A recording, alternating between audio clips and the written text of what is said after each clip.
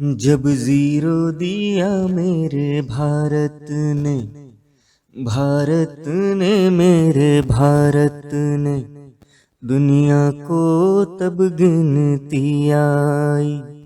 तारों की भाषा भारत ने दुनिया को पहले सिखलाई। देता ना दशमलव भारत तो यूं चांद पे जाना मुश्किल था। धरती और चांद की दूरी का अंदाजा लगाना मुश्किल था। सभ्यता जहाँ पहले आई, सभ्यता जहाँ पहले आई। पहले जन्मी है जहाँ पे कला, पहले जन्मी है जहाँ पे कला। अपना भारत वो भारत है जिसके पीछे संसार चला। संसार चला और आगे बढ़ा, यूं आगे बढ़ा बढ़ता ही गया। भगवान करे ये और बढ़े, बढ़ता ही रहे और फूले फले, बढ़ता ही रहे और फूले फले। नमस्कार, जय हिंद, वंदे मातरम। मैं अभिषेक त्यागी स्वागत करता हूं आप सभी का राष्ट्रनीति के इस स्वतंत्रता दिवस विशेषांक में। मित्रों, आचार्य चाणक्य कहते हैं, वह राजा जिसके पास सही मंत्री नहीं, वह अपने राज्य को कैसे चला सकता है। हर राज्य को चलाने में कोई न कोई संकट तो आता ही रहता है। लोकतंत्र में जनता ही राजा है और भारतवर्ष हमारा राज्य। अपने मंत्रियों का चुनाव हम मतदान से करते हैं। इसे बहुत ध्यान से समझिएगा मित्र। राजा तथा विद्वान मानव दोनों ही जब उच्च पद पर किसी की नियुक्ति की बात सोचते हैं, जैसे देश की कार्यपालिका का चयन, जिसे सरकार भी कहते हैं, तो हमें अत्यंत गंभीरता से विचार करना चाहिए और विमर्श करके जो निष्कर्ष निकले उसके अनुसार निर्णय लेना चाहिए। क्योंकि अच्छे, विद्वान तथा योग्य व्यक्ति कठिन समय आने पर अपने राजा का हाथ कभी नहीं छोड़ते, अपितु वे उत्तम का प्रयास करते हैं और उत्तम सलाह देते रहते हैं, अर्थात पांडित्य का साधन करते हैं। अब सोचिए, सरकार बनाने वाले लोग ज्ञानी, बुद्धिजीवी, दूरदर्शी और वैराग्य भावना युक्त हैं अथवा नहीं। वैराग्य भाव से तात्पर्य मात्र इंद्रिय निग्रह का है। आवश्यकता से अधिक का त्याग ही वैराग्य है। सोचिए उनके बारे में, उनकी राजनीतिक समझ कैसी है, कैसा व्यवहार है उनका सोचना कैसा है, उनका स्वभाव कैसा है, उनका भाव कैसा है। क्योंकि भारत भावों पर ही महान बना है। देखिए, उनमें राजनीति, कूटनीति, विदेश नीति, युद्ध नीति के क्षेत्र से चाणक्य हैं क्या? विचार कीजिए उस दल के इतिहास पर। विद्वानों का दल ही अलग दिखाई देता है, क्योंकि ज्ञान प्रकाश सूर्य प्रकाश समान होता है। ऐसा कोई व्यक्ति पिछली पीढ़ी में था क्या? उनका विचार कीजिए, जिनके विचारों की प्रेरणा वो साथ लेकर चलते हैं। किसी रूप में समाज सेवा करते हैं अथवा नहीं, धारा से जुड़े हुए हैं अथवा नहीं। यदि आपके उत्तर संतोषजनक हैं तो प्रभु जी आते जाते सरकार को सीताराम, हरे कृष्ण, राधे राधे बोलते रहिए, ताकि काम के समय संपूर्ण ज्ञान बल का प्रयोग करें। और हाँ, अपने विचार उनसे व्यक्त करते रहें, उनसे प्रश्न करते रहें। आप उनके नियुक्ति करता हैं भाई। अपनी समस्याओं का हल संपूर्ण सौहार्द और प्रेम से निकालते चलिए। अपना दायित्व, अपना कर्तव्य निभाते चलिए। मित्रों, याद रखिए, आपके मतदान पर राष्ट्र का हित, राष्ट्र का भविष्य, आपका भविष्य तथा आपकी आने वाली पीढ़ियों का भविष्य टिका हुआ है। इसलिए 5 साल में एक बार मिलने वाले इस अधिकार का प्रयोग बहुत सोच समझ कर करें। और मित्रों, अपने मताधिकार का प्रयोग अवश्य करें। अपना कल, अपना आज और अपना आने वाला कल सुरक्षित एवं उज्जवल बनाएं। 5 साल में एक बार मिलने वाले चंद रुपयों और शराब की एक बोतल के लिए अपना भविष्य दांव पर ना लगाएं। विचार करें कि आप बटन दबा करके अपना भविष्य किसके हाथों में सौंपना चाहते हैं। मित्रों, विगत कुछ समय से हम सभी जीवन में विभिन्न कठिनाइयों का साहस के साथ सामना कर रहे हैं। कोविड ने हमें साथ ही संपूर्ण विश्व को कभी ना भरने वाले घाव दिए हैं। कहने को तो 1947 में हमें कथित स्वतंत्रता मिल गई थी, पर तब तक हमारी सभ्यता, हमारी संस्कृति का इतना उत्पीड़न व शोषण हो चुका था कि हम आज भी मानसिक परतंत्रता, हीन भावना तथा अपनों के प्रति अविश्वास जैसे अवसादों से ग्रस्त थे। हमें 70 साल लग गए इन अवसादों से निकलने में। स्वतंत्रता के 75 वर्षों बाद अब धीरे धीरे स्वतंत्रता का अनुभव हमें मिल रहा है। जापान की राजधानी टोक्यो में हुए ओलंपिक्स में भारत का प्रदर्शन ऐसी ही एक अनुभूति है। टोक्यो ओलंपिक्स में इस बार चर्चा में रहा भारतीय खिलाड़ियों का प्रदर्शन, और अद्भुत प्रदर्शन रहा भारतीय महिला हॉकी टीम का। वैसे तो सभी खिलाड़ियों ने अपना बेस्ट दिया, जिसे वे अगली बार और उत्तम करने का प्रयास करेंगे, परंतु भारतीय महिला हॉकी टीम विशेष बधाई की पात्र है। धन्यवाद है, प्रणाम है उस कोच को जिसने ये चमत्कार कर दिखाया है, और समूचे भारत को ऐसे गुरु एवं उनकी टीम पर पूरा भरोसा है। वैसे भी कर्म करें, फल कर्म पर निर्भर करता है। हमारे सभी खिलाड़ी और उत्कृष्ट प्रदर्शन करें, यही प्रार्थना है। ओलंपिक्स में भारत को 1 गोल्ड, 2 सिल्वर और 4 ब्रॉन्ज पदक मिले।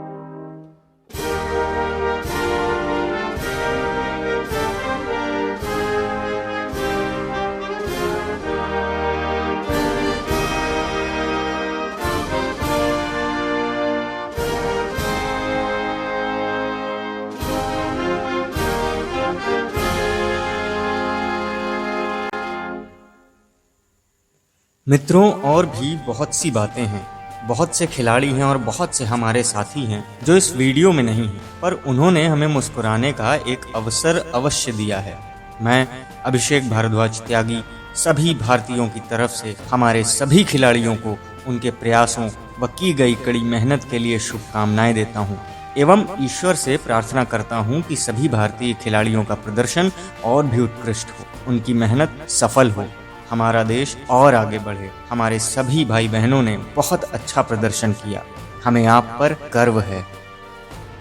साथ ही थू है उन जलील नमक हरामों पर जो भारत के स्वर्ण पदक तथा भारतीय खिलाड़ियों की प्रतिभा जो उन्होंने अपना जीवन अपने खेल के प्रति समर्पित करके, अपनी इंद्रियों को तृप्त ना करके, संघर्षों से, चुनौतियों से, इंजरीज से, गरीबी से साहस के साथ लड़कर अपने दर्द को पीकर प्राप्त किया है।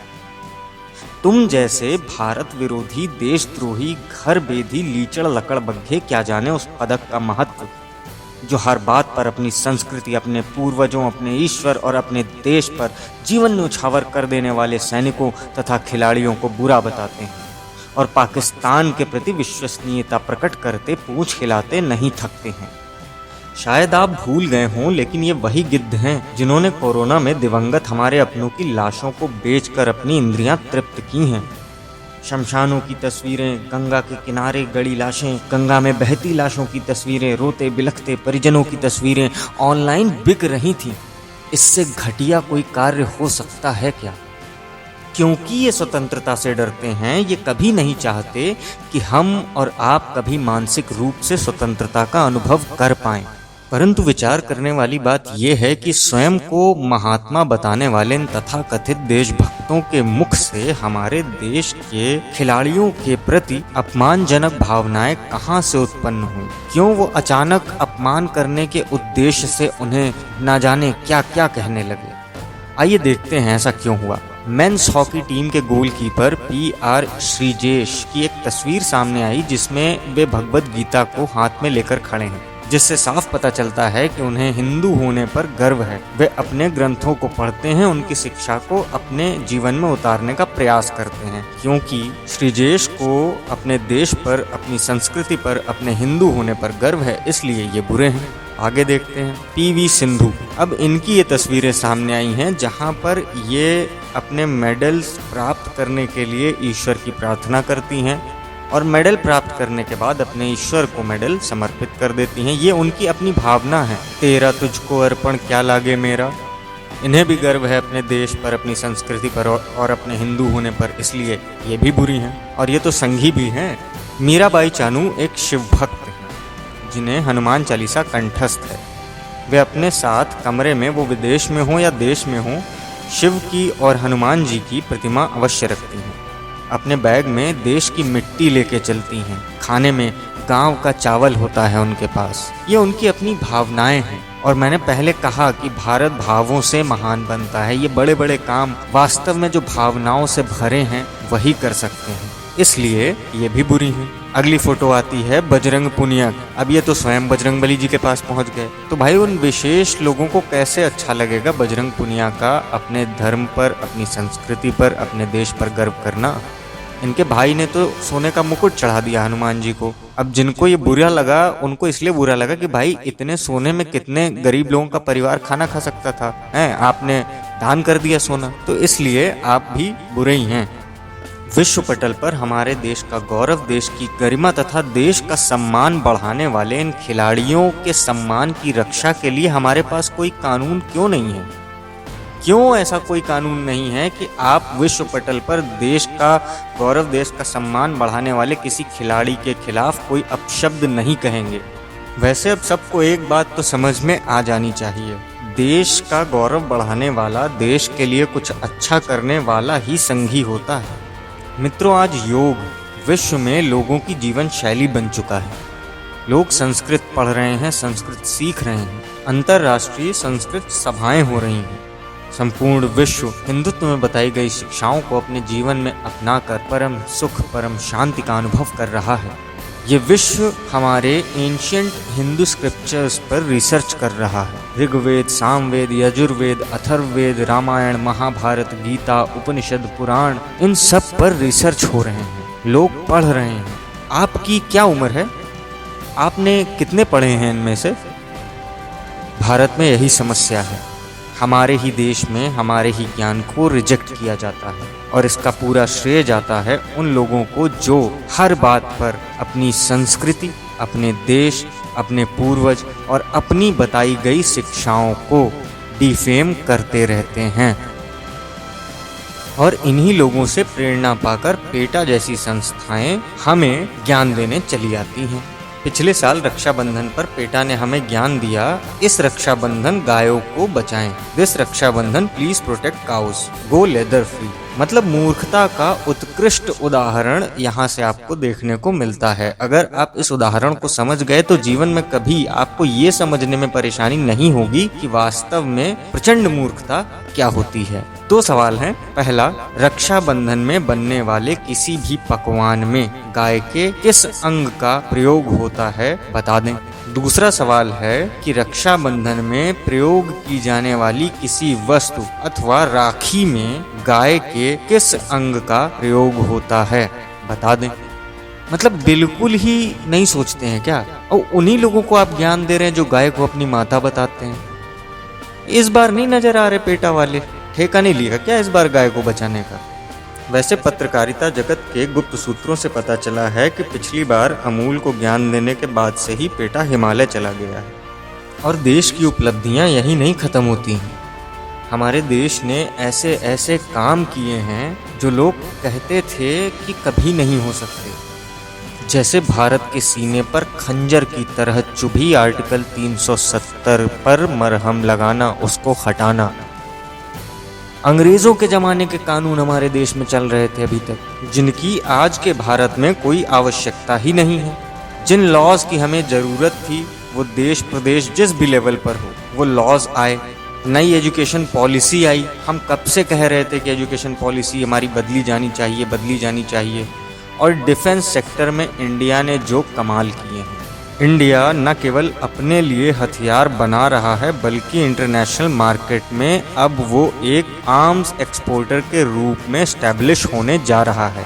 दूसरे देश हमारे यहाँ बने हुए हथियारों, फाइटर जेट्स को मिसाइल्स खरीदने में अपना इंटरेस्ट दिखा रहे हैं। आज भारत में बना तेजस लड़ाकू विमान कई देशों के लिए पहली पसंद बन चुका है। ब्रह्मोस हम ऑलरेडी एक्सपोर्ट कर रहे हैं।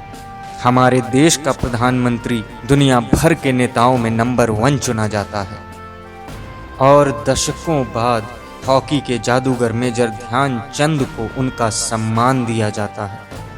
मित्रों, जब हम कोई सही काम करते हैं, सच को सच कहने का साहस करते हैं, अपनी आवाज़ सच के लिए बुलंद करते हैं, तब हमें वास्तविक स्वतंत्रता का अनुभव प्राप्त होता है और देश की ये उपलब्धियां हमें ऐसी ही वास्तविक स्वतंत्रता का अनुभव कराती हैं। परंतु हमें सदैव याद रखना चाहिए मित्रों, स्वतंत्रता का अर्थ स्वच्छंदता कदापि नहीं है। मित्रों, एक समस्या जिसका विस्तार हमारे देश में काफ़ी तेजी से हो रहा है, सूडो फेमिनिज्म। दोस्तों, जब तक बात राइट टू इक्वालिटी की थी, सिर्फ फेमिनिज्म की थी, तब तक तो ठीक था। लेकिन अब फेमिनिज्म का चेहरा हमारे देश में बदल चुका है, क्योंकि बराबरी का अधिकार तो दोनों पक्षों के लिए होता है ना। जिसे उसके अधिकार नहीं मिलते वो सामने वाले पक्ष से या सरकार से अपने अधिकारों की सुरक्षा के लिए मांग करता है। लेकिन यहाँ तो समाज और संविधान या कानून में महिलाओं की स्थिति का गलत फायदा उठाया जा रहा है। जो कानून महिलाओं के अधिकारों की सुरक्षा करने के लिए बनाए गए थे, उन्हें अब ब्लैकमेलिंग के लिए, आधिपत्य स्थापित करने के लिए, अपना ईगो सेटिस्फाई करने के लिए प्रयोग किया जा रहा है। मैं अपनी उन बहनों से यही कहना चाहूँगा कि प्लीज़ इस डायरेक्शन में मत जाएं, क्योंकि ये कार्य महिलाओं और पुरुषों के बीच में एक ऐसी खाई का निर्माण करेगा जिसे आप कभी भर नहीं पाएंगे। आप सभी को स्वतंत्रता दिवस की शुभकामनाएं। परंतु चलते चलते मित्रों, अपने मतदान का महत्व समझें कि देश का हित, आपका हित, आपके आने वाली नस्लों का हित आपके मतदान पर निर्भर करता है। मतदान सोच समझ कर करें और अवश्य करें।